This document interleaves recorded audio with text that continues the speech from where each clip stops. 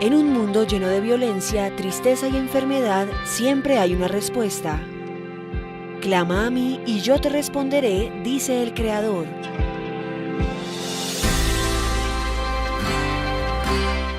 El Tabernáculo de la Fe presenta un mensaje de esperanza. No sé cuántos hicieron la tarea que dejamos la semana pasada. He hablado con muchos que la hicieron y ha sido testimonios muy interesantes. Solamente quiero saber, no lo voy a pasar adelante para que dé la tarea porque quizás algunos no quieren hacerlo y no sé con quién me enfocaré. Pero ¿quiénes hicieron la tarea? A ver, levante la mano. 2 nada más de acá. 3, 4, 5, 6. Mi Dios, 7. 8. Venimos para aprender y para practicar. No venimos solamente con la intención de escuchar, porque nos pasa, como dice Santiago, como aquel hombre que se mira al espejo y se ve que tan feo es y después se va y se le olvida quién era. Aseguro que el domingo algunos de ustedes se vieron feos. ¿Cuántos se vieron feos el domingo pasado? No, ya vi que se vieron, por eso es que se vieron tan lindos que no se acordaron de la tarea. Voy a reenfatizarla hoy, la tarea, la voy a reenfatizar. Es el tercer mensaje que tenemos sobre el tema y voy a hablarlo desde otro ángulo. Recuerden, hermanos, que dije una expresión muy dura, no de mi inspiración, más bien de lo que surge de las Escrituras. Pregunté qué era más importante, si la adoración o la reconciliación. Y todos, después de escucharme, llegaron a la conclusión que era más importante. Mejor dicho, que la adoración es tan importante que la adoración sin reconciliación se convierte en abominación. Una persona que no está reconciliado con su hermano, y el mensaje que estamos trabajando es para la iglesia, no es para el mundo general, es para la iglesia, a los hermanos, para la comunidad de fe, que es lo que el más llamado Sermón del Monte, que para mí más bien no es un sermón, es una enseñanza. Jesús no dio un sermón, Jesús dio una enseñanza. Sentándose Jesús les enseñó a sus discípulos. Una cosa es el querigma apostólico, la proclamación. Otra cosa es la didaquea apostólica, la enseñanza. Jesús les enseñó a sus discípulos y les dijo cómo esperaban ellos que sus discípulos vivieran en la tierra. Y capítulo 5, 6 y 7 principalmente, no únicamente, pero principalmente tiene que encarnarse en los discípulos de Jesús, en los seguidores de Jesús.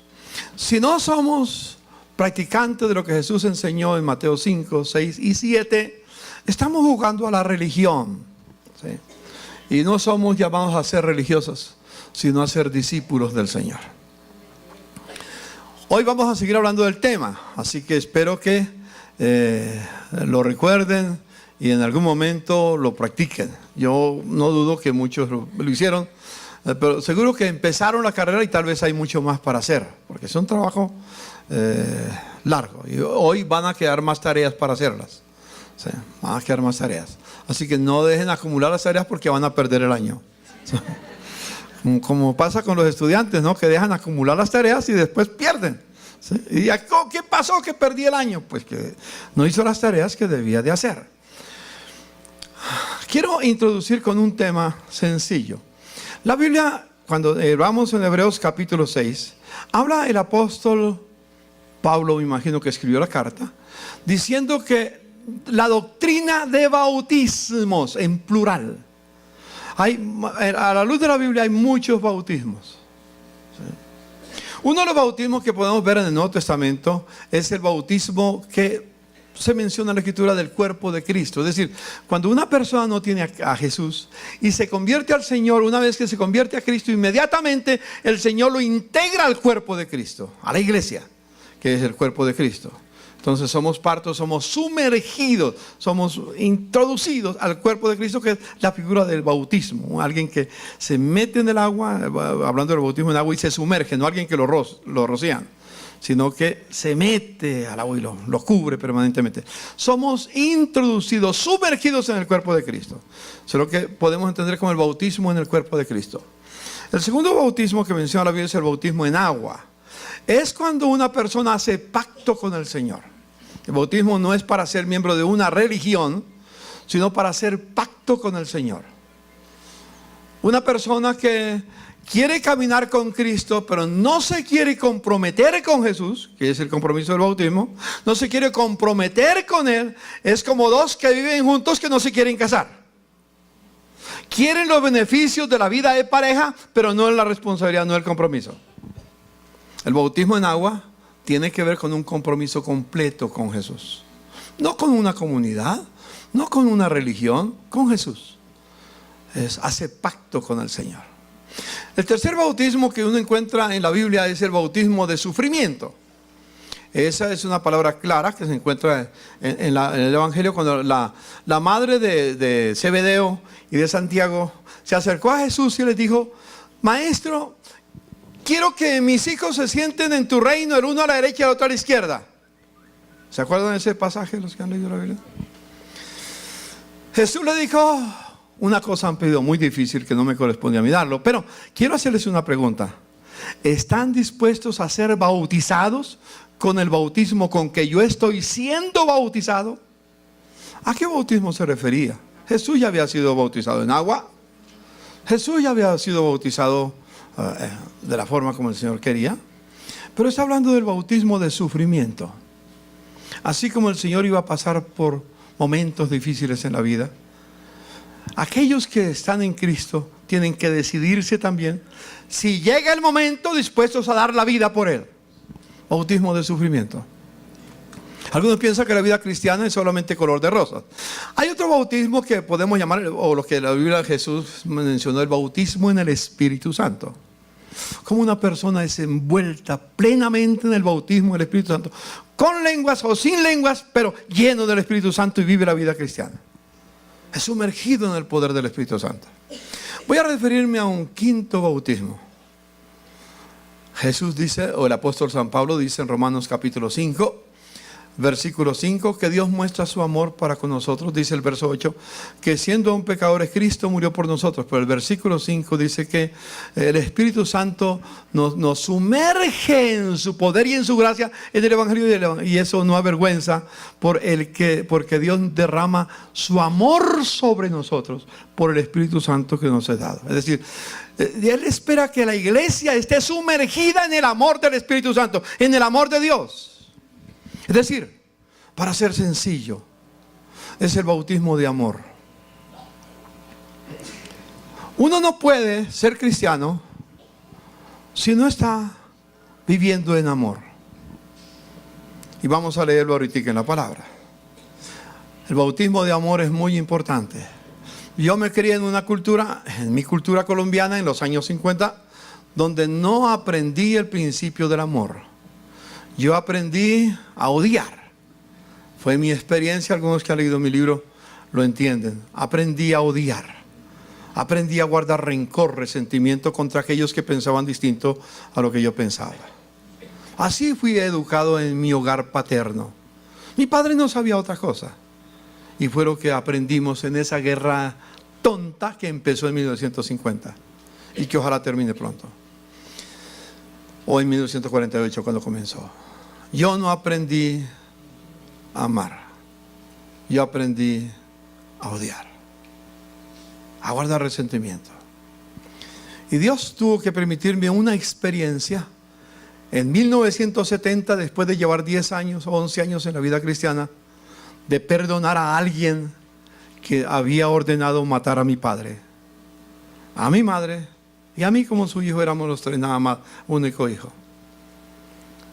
Y cuando llegó la orden de matarnos, a las 3 de la mañana había orden del SIC, Servicio de Inteligencia Colombiano, después DAS, para llegar a nuestra casa, tomarnos prisioneros y eliminarnos. Era la orden de Palacio, con el presidente de su época, el general Gustavo Rojas Pinilla. Pero Dios permitió, los que han leído mi libro lo saben, permitió que pasara por la experiencia del perdón y empezar a aprender a amar a aquellos que pensaban distinto a lo que yo pensaba. El bautismo de amor. Yo un día, cuando entendí esto, le pedí al Señor que me enseñara a amar a mis enemigos, amar a los que hablaban mal de mí, amar a todos, pero muy especialmente amar a todos los hermanos en la fe, a toda la iglesia de Jesucristo. No importa la denominación, no importa el trasfondo histórico que tenga, bautista, presbiteriano, luterano, pentecostal, menonita, no importa el apellido que lleve, si es lavado con la sangre de Jesucristo, mi deber es amarlo, aunque haya diferencias de opiniones en la doctrina. Es amarlos. Jesús dijo: en esto conocerán todos que sois mis discípulos, en que se aman los unos a los otros.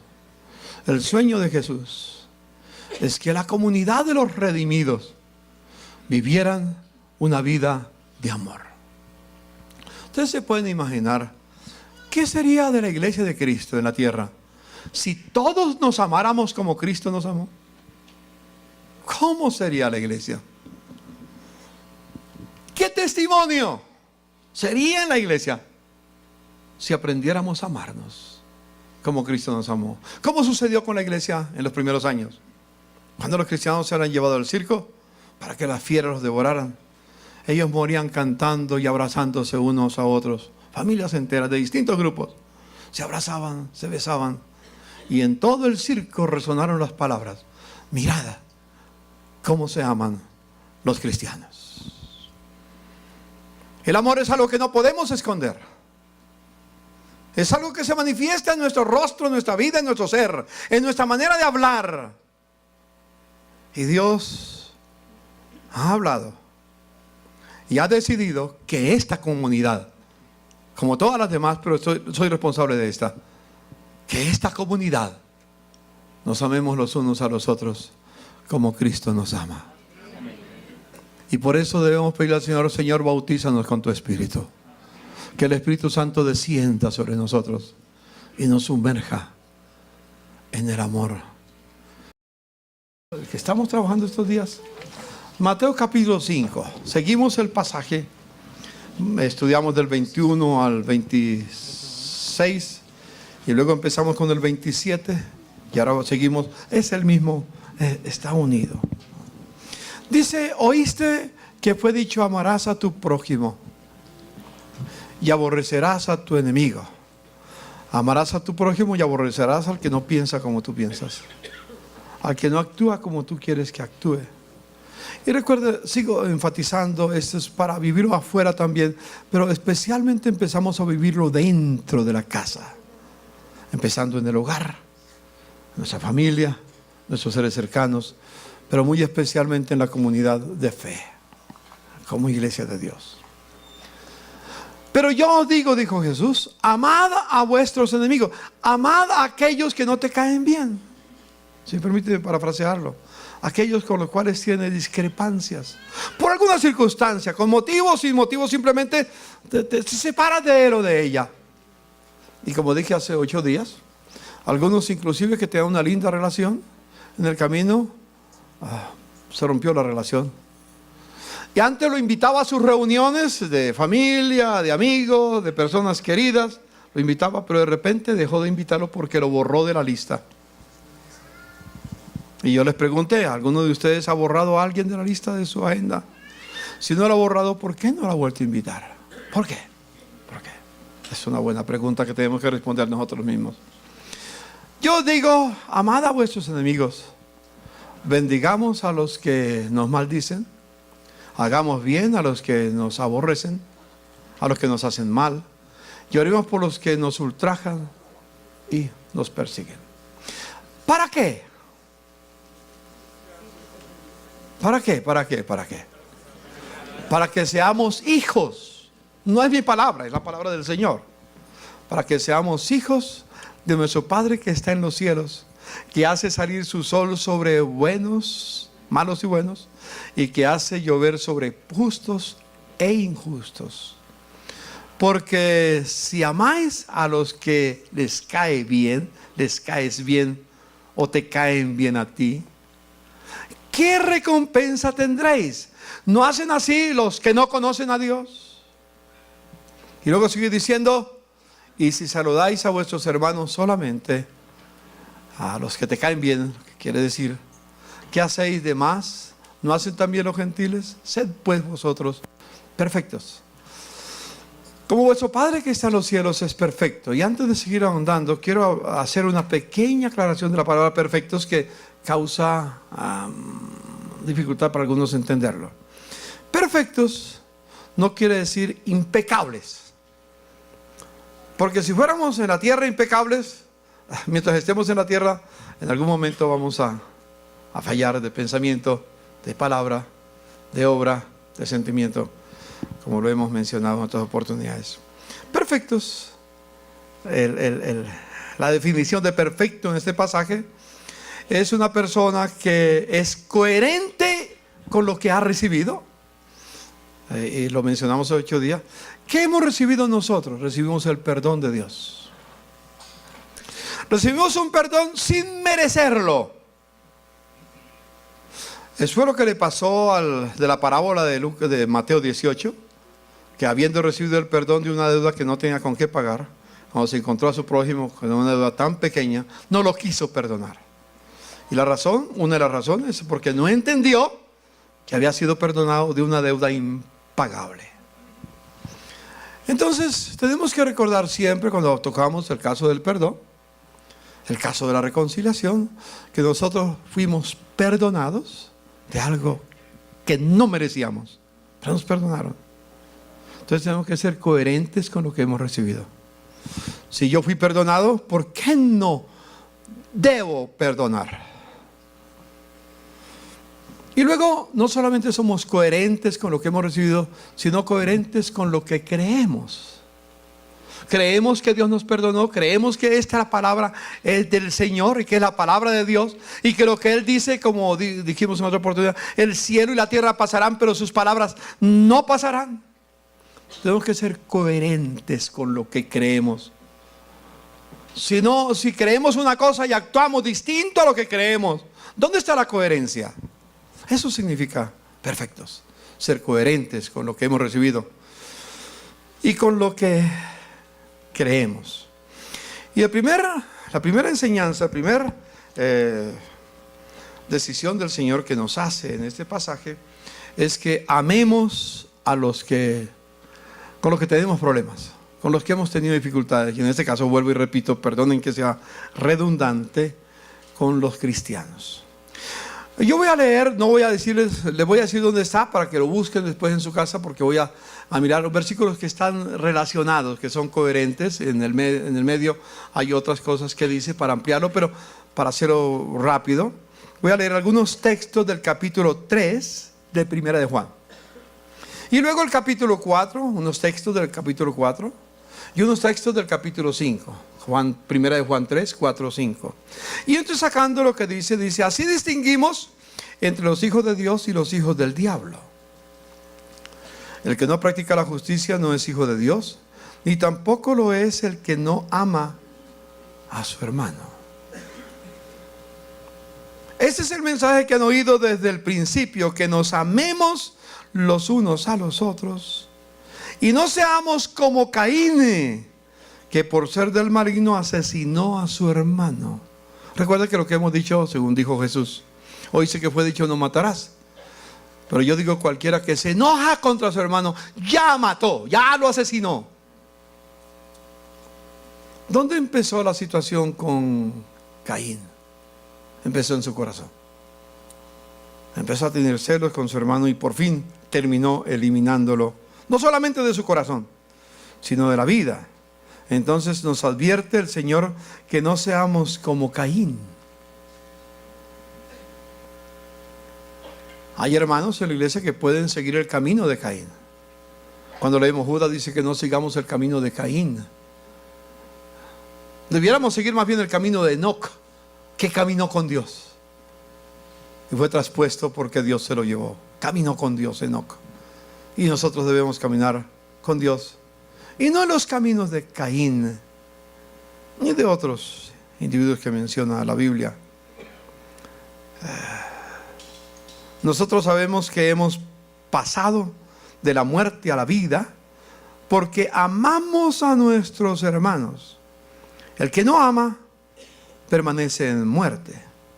Todo el que no ama a su hermano es un asesino. Y ustedes saben que ningún asesino permanece, en ninguno permanece la vida eterna. En esto conocemos lo que es el amor, en que Jesucristo entregó su vida por nosotros. Así también nosotros debemos entregar la vida por nuestros hermanos. No amemos de palabra ni de labios para afuera, sino con hechos y de verdad. Este es su mandamiento, que creamos el nombre de su Hijo Jesucristo y que nos amemos los unos a los otros, pues así Él lo ha dispuesto. Queridos hermanos, amémonos los unos a los otros, porque el amor viene de Dios, y todo el que ama ha nacido de Él y lo conoce. El que no ama a su hermano no conoce a Dios, porque Dios es amor. Así manifestó Dios su amor entre nosotros, en que envió a su Hijo unigénito al mundo para que vivamos por medio de Él. Y en esto consiste el amor, no en que nosotros hayamos amado a Dios, sino en que Él nos amó primero y envió a su Hijo para que fuera ofrecido como sacrificio por el perdón de nuestros pecados. Queridos hermanos, ya que Dios nos ha amado así, también nosotros debemos amarnos los unos a los otros. Dios es amor. El que permanece en amor, permanece en Dios y Dios en él. Ese amor se manifiesta plenamente entre nosotros para que en el día del juicio comparezcamos con toda confianza. Porque en este mundo hemos vivido como vivió Jesús. En el amor no hay temor. Qué lindo, entiendan esto. Yo dije, y lo repito esta oportunidad, lo dije en el primer culto. ¿Sabe cuál es el peor enemigo de la reconciliación entre nosotros? El peor enemigo es el orgullo. Muchos no se atreven a ir a perdonar o a pedir perdón porque el orgullo no los deja. Eso es soberbia. Eso es altivez. Y a la luz de lo que entiendo de la Biblia, el primer pecado que se manifestó en el universo fue el orgullo, la soberbia. Dios no creó a Satanás. Creó un ser hermoso que se llamaba Luzbel, Luz Bella, pero un día se llenó de soberbia y de orgullo y quiso ser como Dios. Y por eso fue arrojado de la presencia de Dios y se convirtió en enemigo de Dios, que significa Satanás. Adversario, enemigo de Dios. Entonces, algunos me dicen, mire, muchos, más de 5 o 6 me dijeron esta semana, el problema para mí no es el orgullo, el problema para mí es el temor. Es que yo temo ir donde mi hermano para decirle que lo he ofendido y que me perdone, y de pronto me rechaza, me da temor que me diga. Y como lo decía uno de mis hermanos acá, no es temor, ese es orgullo disfrazado de temor. Disfrazamos el orgullo diciendo es temor. No, es soberbia, es orgullo, es altivez lo que tenemos. Entonces, el perfecto amor o el amor perfecto echa fuera el temor. El que teme espera el castigo, así que no ha sido perfeccionado en el amor.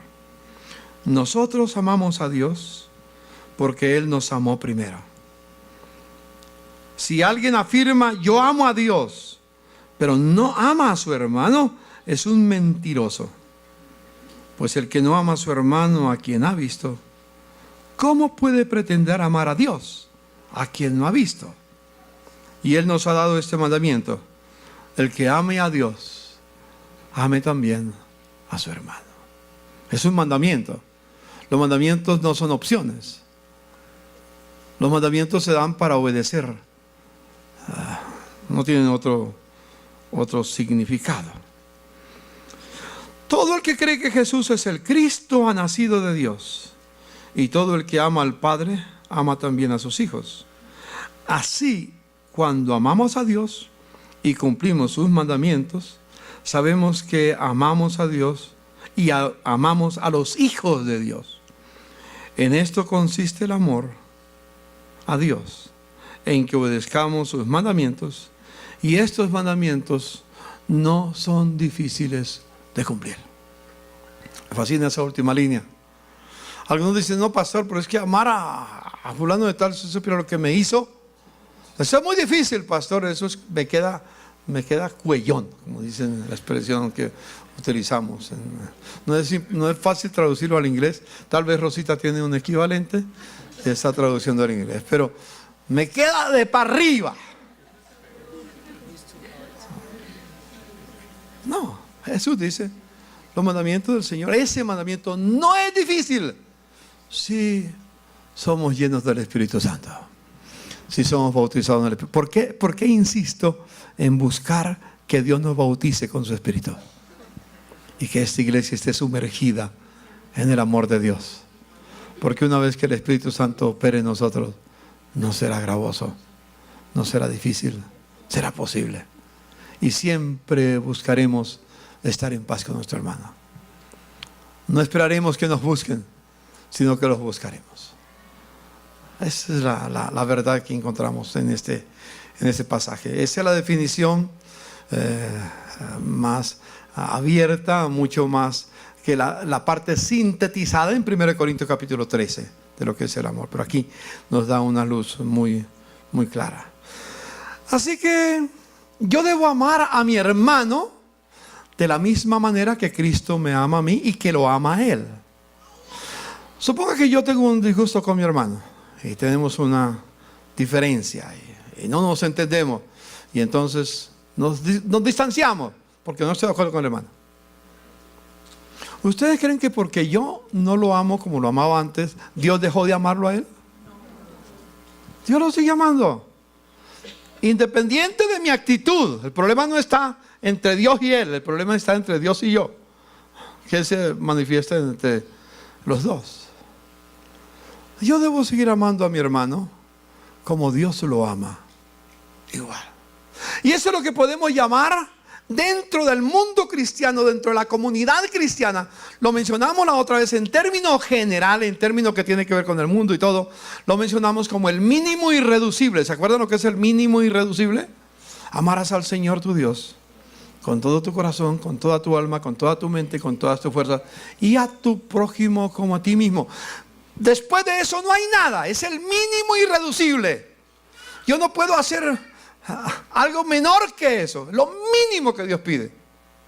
Ahora, lo mínimo que Dios pide de la iglesia, de los redimidos por la sangre de Jesucristo, es que amemos a nuestro hermano de la misma manera que Cristo lo ama.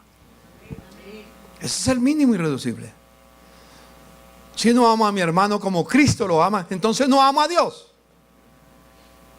Y repito, recuerden, no son mis palabras. Yo lo que quiero es animarlos, quiero dar una inyección otra vez para todos, para que decidamos vivir como Cristo quiere que vivamos. Dígale a su hermano que está a su lado, yo necesito vivir como Cristo quiere que vivamos. Necesito vivir. El que ama a Dios, ame también a su hermano. El que no ama a su hermano sigue el camino ¿de quién? De Caín.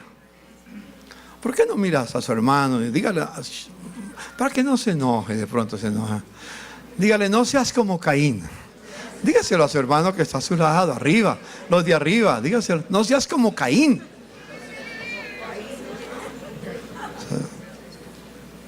¿Qué dicen mis hermanos de los Estados Unidos? Díganle a su hermano, y los que están ahí, no debemos ser como Caín. No debemos ser como Caín. Está claro. Yo no estoy para seguir ese camino. Demuestro que amo a Dios cuando no permito barreras en mi relación con los hermanos.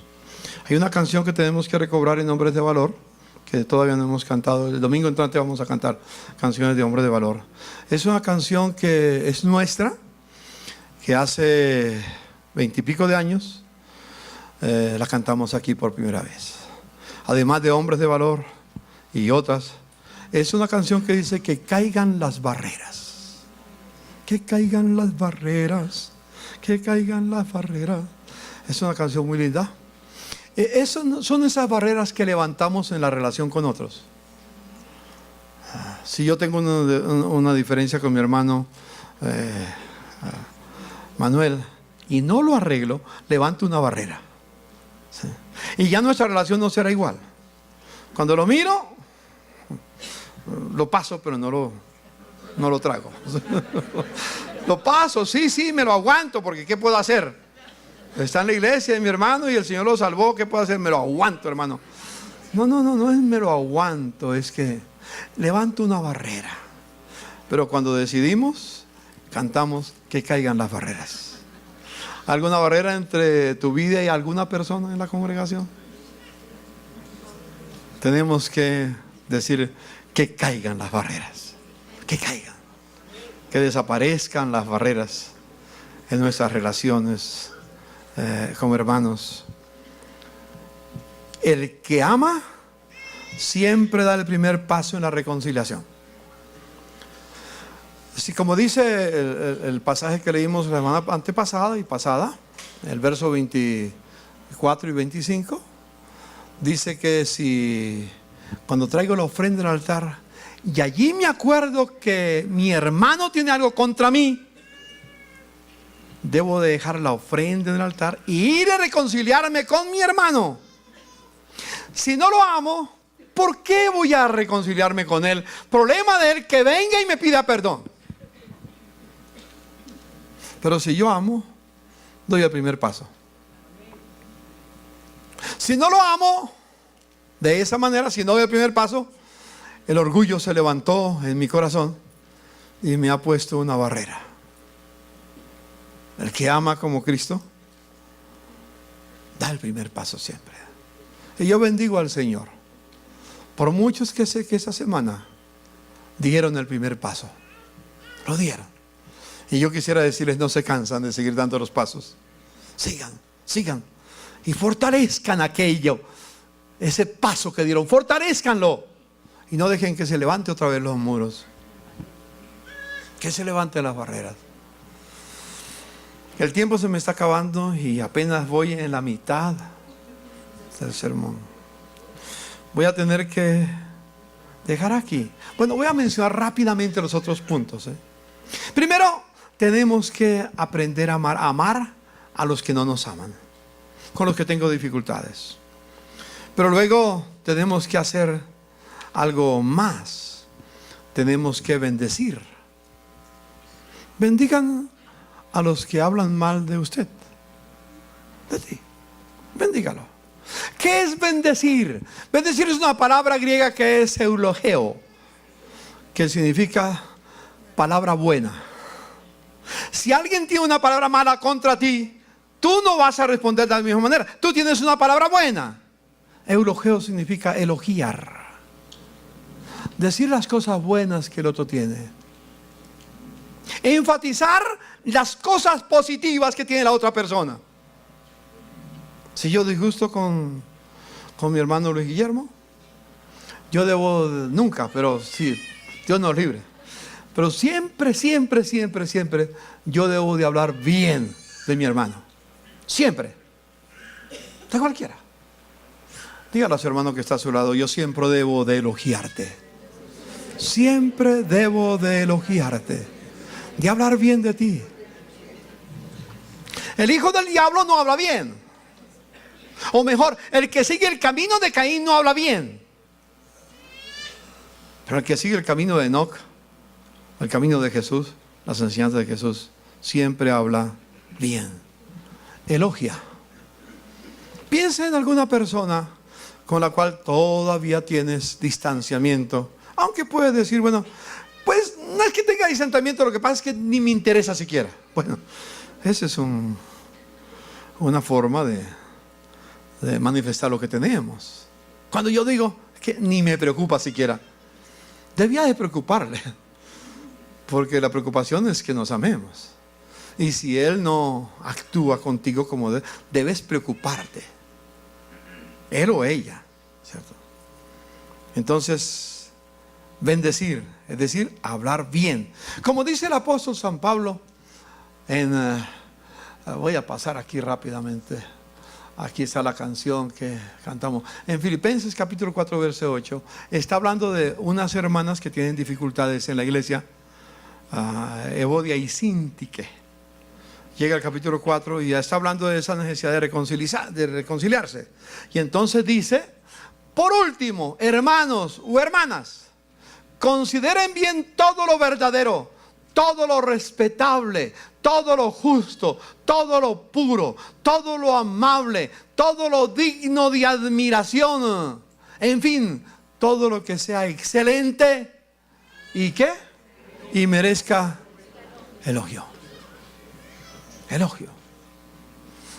Así debemos relacionarnos con aquel con el cual tenemos diferencias. Y claro, natural, con todos, sin excluir a nadie. Sí, pensar siempre bien del otro. Aunque me haya herido, no es mi herida la que respira, es el amor de Dios el que respira. Y entonces, por amor, siempre pienso bien. Y hablo bien. Y busco lo mejor para él. La tercera palabra que menciona en ese pasaje es hacer el bien a los que nos hacen mal. Hacer el bien. Y yo les voy a dar un pasaje para que lo lean en casa. Anoten Romanos capítulo 12, versículos 9 al 21. No tenemos tiempo de leerlo. Romanos 12, verso 9 al 21. Hacerle bien al otro siempre. ¿Te hizo mal? Hazle bien. Y por último, del 9, Romanos 12, verso 9 al 21. Y por último, oren para que Dios lo bendiga, para que Dios abra las puertas, para que Dios siempre lo prospere, para que los sueños que él o ella tienen se realicen. Ore siempre en favor de esa persona. 4 cosas. ¿Cuáles son? Amar, bendecir, hacer bien y orar. Voy a terminar dejándoles una tarea, ¿está bien? La tarea, por favor. Dígale a su hermano, hay que hacer la tarea porque va a perder el año. Fíjense, porque ya me di cuenta que muchos ya, o posiblemente yo estoy equivocado. Yo estoy hablando de una congregación de perfectos sin pecado, mejor dicho, ¿ya? Gente que ya está en la eternidad, está en el cielo en medio de ángeles y por eso pues la palabra le resbala, porque no es con ellos. Pero voy a darles 5 tareitas. Sencillo. 5 tareas sencillas. Y está fácil, hermano, está fácil. Aquí tengo que pasar todo esto. Primera tarea, realmente es una tarea, es más bien una decisión, un compromiso que yo hago con Dios y conmigo mismo y con la comunidad. Hago un compromiso. No albergaré enojo o amargura en mi corazón contra mi hermano en la fe. Si quieren, coloquen contra ningún hermano en la fe. Y natural, eso implica a la familia, ¿no? Estoy refiriéndome a la iglesia, pero implica a la familia también. No albergaré, no le daré cabida, no le daré la bienvenida a un enojo o amargura contra algún hermano en mi familia, contra mi padre, contra mi madre, contra mis seres queridos. Y especialmente en la comunidad cristiana. Segundo, consideraré la reconciliación como el camino a la verdadera adoración. Si yo no estoy reconciliado con mi hermano, mi adoración se convierte en abominación. Por lo tanto, consideraré la reconciliación como el camino a la verdadera adoración. Son decisiones que pido que tomen. Por bien de ustedes, hermanos. Por bien. Para mí sería triste. Yo voy a decir una palabra que tal vez algunos teológicamente la discutan. No me importa su teología. Yo quiero hablar de lo que dice el Señor.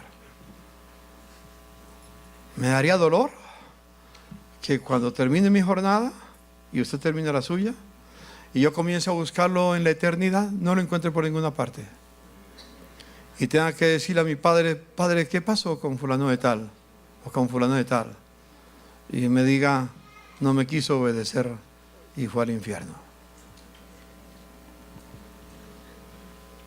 Porque es que no es mi palabra, es lo que dice: el que no ama, no conoce a Dios, aunque sea evangélico. Puede ser evangélico, puede ser bautista, puede ser presbiteriano, puede ser luterano, puede ser pentecostal, puede ser carismático, puede tener cualquier apellido religioso, pero si no ama a su hermano, no conoce a Dios. No lo conoce. No lo conoce. Entonces consideraré la reconciliación como el camino a la verdadera adoración. Tercero, pediré al Señor diariamente. Ese es un pasaje que no logré leerlo porque no me daba tiempo. Es Salmo 139, versículos 23 y 24. Anótelo. Salmo 139, versículos 23 y 24. El salmista dice: escudriñame, oh Dios, y prueba mi corazón, y ve si hay camino de perversidad en mí, y guíame por el camino eterno. Entonces, basado en eso, pediré al Señor diariamente que escudriñe mi corazón y no me deje apartar de su camino. No nos pase lo que sucedió con el pueblo de Israel, según el profeta Jeremías capítulo 6, verso 16. Dios le dijo a su pueblo: preguntad por las sendas antiguas y caminad por ellas. Y ellos respondieron: no lo haremos. Y vino el juicio sobre ellos. No lo quisieron hacer. ¿Cuál es la senda antigua? El amor. El amor. Un nuevo mandamiento os doy. Es lo mismo que el antiguo, solo que con un énfasis distinto y con un ejemplo, con un modelo que era Jesús. Por eso era nuevo, porque ahora hay un modelo, hay un ejemplo. Dios siempre ha mandado a amar, pero Él dice: un nuevo mandamiento os doy. ¿Qué quiso decir con nuevo mandamiento? Ahora tienen un modelo, y el modelo soy yo, dijo Jesús. Pediré al Señor diariamente que escudriñe mi corazón y no me deje apartar de su camino. Cuarto, amaré a mis hermanos como Cristo me ama. ¿Ustedes saben que Cristo los ama? ¿Cuántos saben que Cristo los ama? Levanta a tu hermano y dígale: yo soy feliz porque Cristo me ama. Dígalo conmigo en voz fuerte, a los de arriba. Yo soy feliz porque Cristo me ama. Aleluya. Y denle un aplauso al Señor, porque nos ama, nos ama, nos ama. Nos ama Jesús. Y así como Cristo me ama a pesar de mi imperfección, yo amo también a mi hermano a pesar de su imperfección. Y por último, viviré el mínimo irreducible como discípulo del Señor. ¿Cuál es el mínimo irreducible como discípulo del Señor? Amar a mi hermano como Cristo lo ama y se entregó por él. Y se entregó por él. 5 decisiones. Una sola tarea en 5 aspectos. Queremos decir, ¿quieren estar de pies, hermano? ¿Quieren estar de pies? Y vamos a repetirlos. Léanlo conmigo. Léanlo conmigo. Todos de pies, por favor. Y repitamos juntos: no albergaré enojo o amargura en mi corazón contra mi hermano. ¿Listos? Consideraré la reconciliación como el camino a la verdadera adoración. Pediré al Señor diariamente que escudriñe mi corazón y no me deje apartar de su camino. Amaré a mis hermanos como Cristo me ama. Viviré el mínimo irreducible como discípulo del Señor. Espíritu Santo, te invoco esta mañana para que te derrames sobre esta congregación, Señor, sobre cada familia, sobre cada hogar, Señor, sobre esta comunidad, Señor. Que el mundo pueda decir: mirad cómo se aman los del tabernáculo. Mirad cómo se aman los que se reúnen en este barrio. Mira cómo se aman. Señor, que no haya barreras entre nosotros. Bendigo a tus hijos, Señor. Que tu gracia les acompañe.